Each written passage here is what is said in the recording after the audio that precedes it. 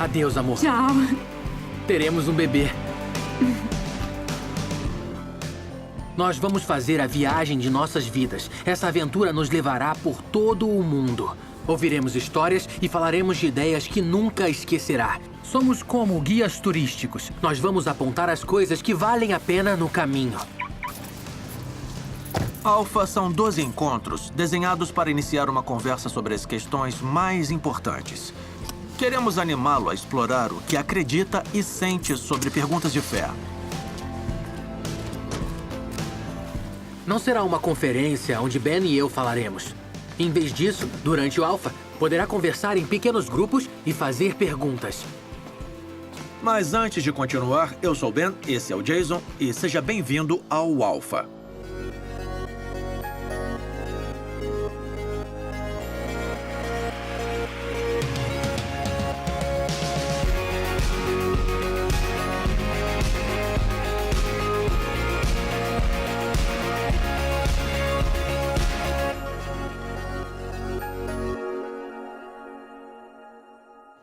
A expectativa de vida no mundo desenvolvido é de 80 anos.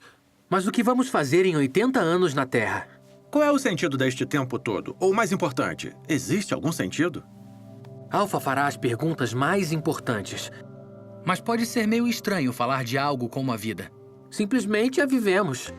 A cada dia despertamos, nos vestimos, tomamos café da manhã. Talvez cereais, né? Vamos à escola, à aula. Talvez façamos deveres, talvez conversemos com amigos. Vamos pra casa, voltaremos pra cama e faremos tudo de novo no dia seguinte. É assim que acontece.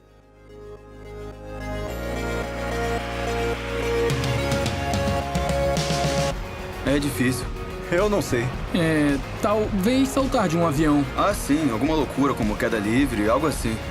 Queda livre, caiaque, escalar. Arrumar um jato e ir à Nova Zelândia. Olha, eu faria queda livre. Eu gostaria de tocar música. Acho que principalmente pensaria em dar um show incrível. Já que eu estou aqui, talvez fosse patinar e depois a praia. Acho que eu viajaria com certeza pra Austrália. Gostaria de ir à Austrália. Não sei, sinceramente, talvez saísse com pessoas, familiares. Não sei, estaria com eles. Acho que eu procuraria visitar um lugar que eu sempre quis conhecer. Eu me reuniria e tocaria música com os meus amigos. Eu passaria muito tempo com a minha família. Gastaria meu dinheiro, faria compras, iria a um spa e faria coisas divertidas.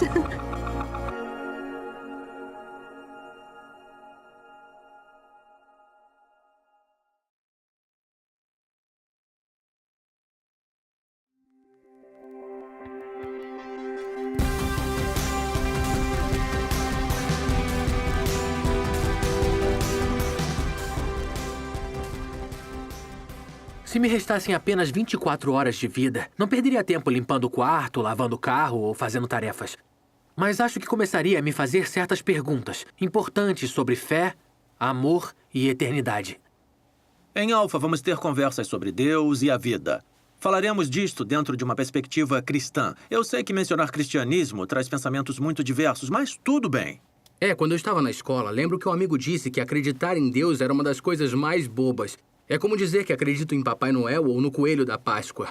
Ou talvez vocês achem isso chato. Eu achava isso. Achava que era estar com pessoas idosas, cantar músicas, beber chá e recitar regras de um livro muito antigo. Para mim, a luta com o cristianismo não era achá-lo mentiroso ou chato.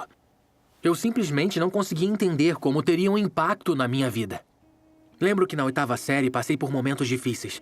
Achava que não tinha nenhum amigo na escola e sentia que ninguém na minha casa me entendia. Brigava com os meus pais por qualquer coisa. Uma vez, quando eu estava muito chateado, eu não sei por qual razão meu pai quis me ajudar, ele me deu uma Bíblia e recomendou que eu lesse. Mas quando me entregou, eu peguei e joguei no chão. Não sei exatamente por que fiz aquilo.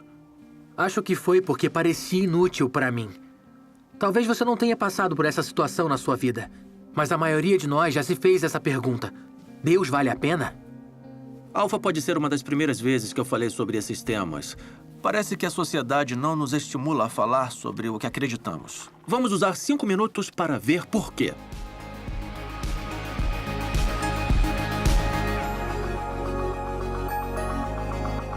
Por alguma razão, os clássicos limites que traçamos sobre o que é a religião, sobre o que é a fé, dizemos que é algo individual e que não se deve discutir e que não se deve criticar. Não sei, eu não acho incômodo. Mas, como eu venho de um lugar onde todos são católicos... Muitos são contra a religião e por isso não querem falar sobre ela. Na verdade, não sou religioso, mas não tenho medo de falar sobre isso porque é minha opinião e acredito que todos devem fazê-lo. Isso é uma coisa que mexe muito com as pessoas. Se eu me aproximar de você e pedir, numa breve conversa, que você justifique suas crenças, a coisa com certeza ia esquentar. Muitas pessoas têm medo de ser rejeitadas. Eu acho que isso é o mais importante, porque as pessoas não querem ficar mal umas com as outras dizendo o que pensam de verdade e talvez haja alguma discordância. É preciso ser reservado, é isso que eu digo.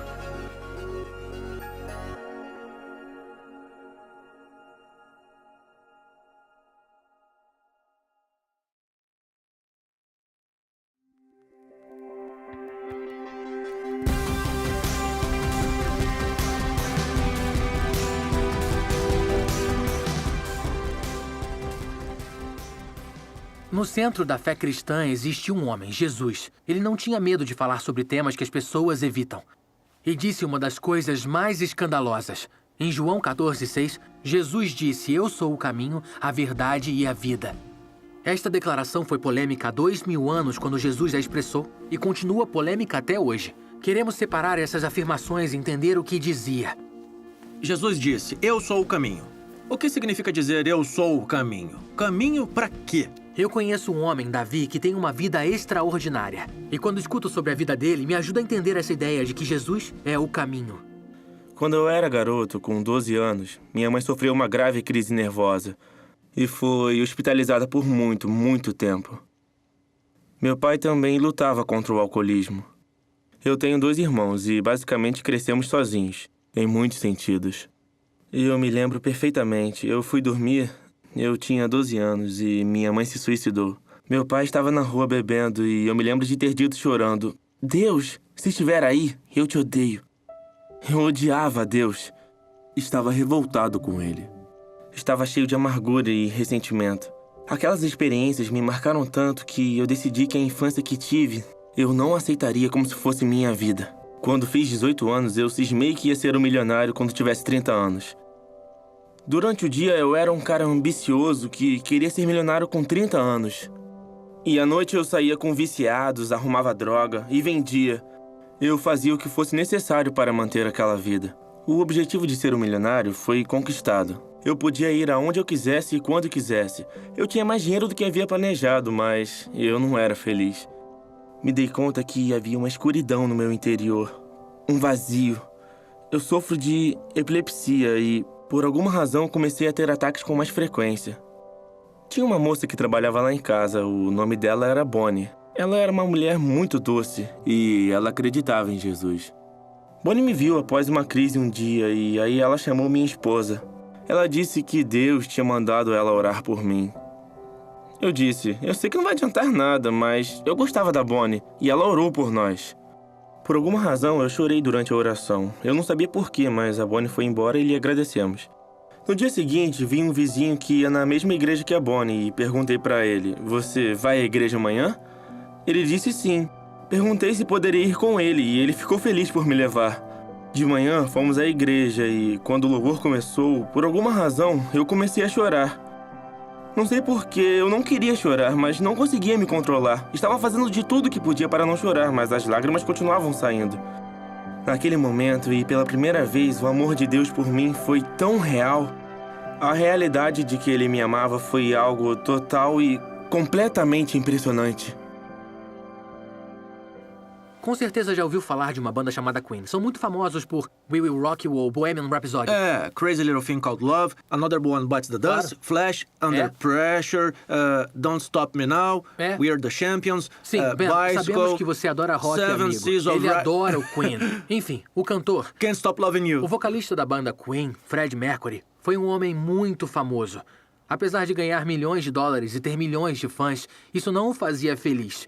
Em uma entrevista pouco antes de morrer, admitiu que se sentia só. Ele disse: "Você pode ter tudo no mundo e ainda assim se sentir o homem mais solitário.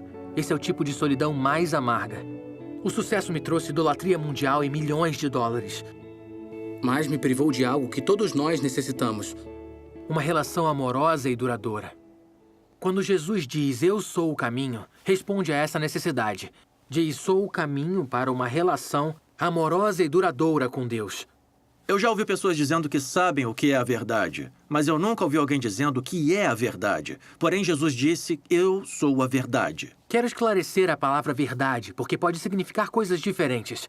Talvez tenha escutado dizer, é verdade pra você, mas eu não consigo acreditar.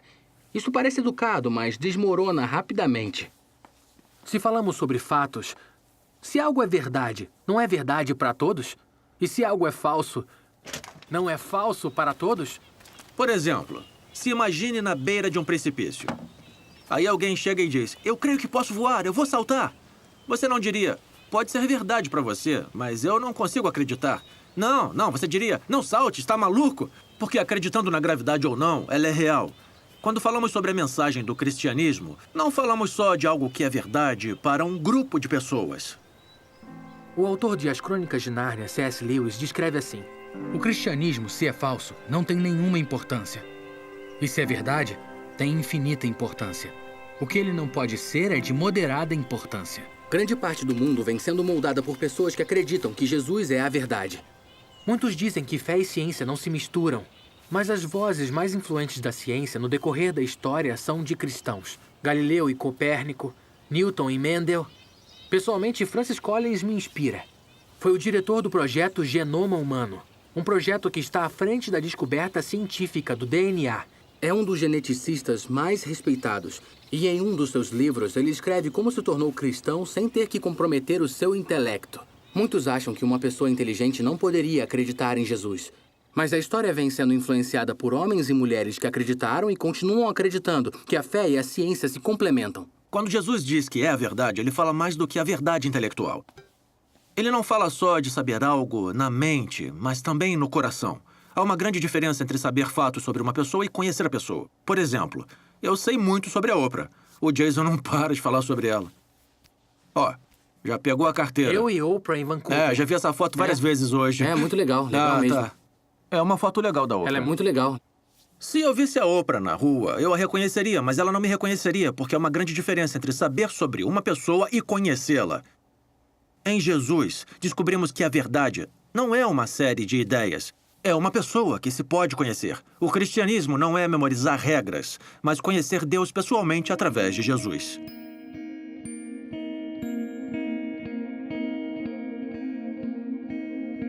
Uma pergunta para Deus. Eu perguntaria por que está fora de moda. Acho que só diria por quê. Talvez eu perguntaria qual é o propósito de tudo. Por que existe o terrorismo? Talvez o que existe depois da morte. O que existe depois da morte? Sobre as coisas que enfrentei na minha vida, talvez uma palavra dele para poder superar isso. O que faço daqui pra frente? Por que é tão obcecado por ser louvado o tempo todo? O que tá havendo? O que acontece ao morrer? Por que decidiu não se mostrar diante de nós? Tenho interesse em toda a espiritualidade universal e no que acontece ao morrer. Porque existem tantas fraquezas no planeta? Eu diria, anda, me fala a verdade. Só existe a Terra. Esse é o único planeta com vida.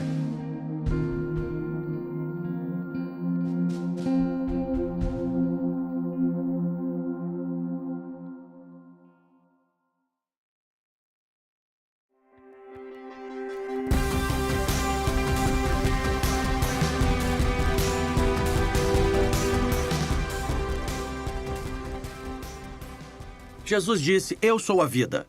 É possível estar vivo sem viver realmente. Quando eu estava no ensino médio, sempre buscava uma vida mais plena. Estava convencido de que quando tivesse minha carteira de motorista, seria verdadeiramente livre e feliz. Eu tive a carteira, mas isso não mudou a minha vida tanto quanto eu esperava. Aí eu pensei, quando eu me formar, quando acabar o ensino médio, aí é que eu vou ser feliz. Eu me formei e foi divertido por um tempo, mas eu não fiquei satisfeito. Aí eu pensei, já sei, eu preciso de uma namorada. Exato. Eu tive uma namorada, depois outra namorada, depois outra. Mas eu entendi que a sede no meu coração continuava. Eu já tinha o que eu achava que eu precisava. No entanto, me faltava alguma coisa. No meu coração, eu sentia a falta de algo mais verdadeiro e profundo. Era uma ânsia de vida. Jesus estava falando desta sede quando disse: "Eu sou a vida." Há muitas coisas que entram em nossa vida e roubam a vida que Deus projetou para nós. Medo, insegurança, vício, culpa, desesperança. Deus não quer que vivamos assim. Jesus disse: "Eu vim para que tenham vida, e vida em abundância." Você pode sentir que falta algo ou não, mas a vida com Jesus é muito diferente do que a vida sem ele. Era uma vez um jovem chamado Nick que vivia na antiga Inglaterra. Faz tanto tempo que a televisão de sua família era imensa e só mostrava imagens em preto e branco. Imagina só! O pior é que só havia 3 canais. E pior ainda, as imagens desapareciam e a única coisa que se via eram linhas. A família descobriu que poderia melhorar a imagem se ficassem parados junto do televisor, pondo as mãos sobre ele. Até pisar em certa área ajudava também. Chegou o grande dia da Copa do Mundo de Futebol de 1966. Quando a Inglaterra ia marcar um gol, a imagem voltou a desaparecer. Todos ficaram loucos. Aí Nick descobriu que o televisor tinha um plugue de antena e que havia um cabo saindo da parede ligado a uma antena no telhado. Bastava fazer a conexão. Assim puderam curtir o resto do jogo com a nova imagem. E as imagens do televisor nunca mais voltaram a ser as mesmas. A vida com Jesus é como ver claramente pela primeira vez. Eu lembro do momento específico em que decidi confiar minha vida a Jesus. Foi no dia 2 de agosto. Eu retornava de carro da casa de um amigo. Passei vários meses fazendo perguntas sobre Deus e a vida. E às vezes eu sentia que eu estava brigando com Deus. Naquele dia ensolarado de verão, eu decidi entregar a minha vida a Deus. Com lágrimas rolando, eu disse a Deus que queria seguir o plano dele para a minha vida. E queria começar uma amizade com Jesus. Houve uma importante mudança na minha vida naquele dia. Saiu um grande peso dos meus ombros de culpa e desesperança. Eu tive uma grande sensação de alívio e alegria no meu coração. Me senti amado por Deus e não voltei a ser o mesmo. Se você viver 70 anos, é assim que você vai passar sua vida. Vai passar 20 anos e 3 meses dormindo. 10 anos e 5 meses vendo televisão. 7 anos e 6 meses comendo e bebendo. 5 anos e 9 meses em alguma forma de transporte.